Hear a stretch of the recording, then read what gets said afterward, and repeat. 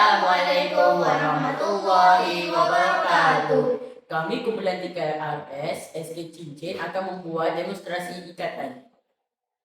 Ikatan silang digunakan untuk mengikat dua kayu atau tiang yang bersilang pada sudut 90 darjah supaya kukuh dan tidak bergerak.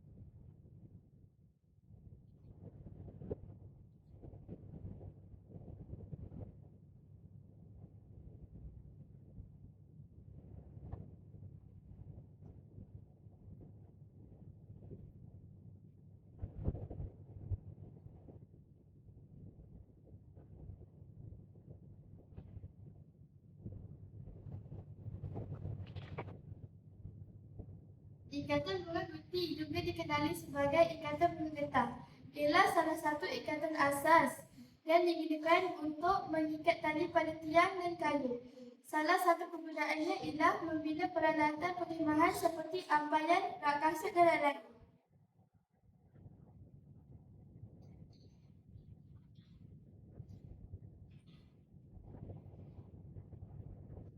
Buku sila ialah simpulan yang digunakan untuk menyambungkan dua tali yang sama saiz. Salah satu kegunaannya ialah menyambungkan dua tali yang sama saiz.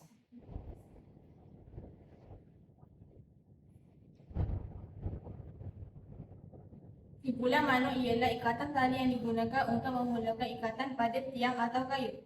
Salah satu kegunaannya ialah mengikat tali pada tiang semasa mendirikan kemah.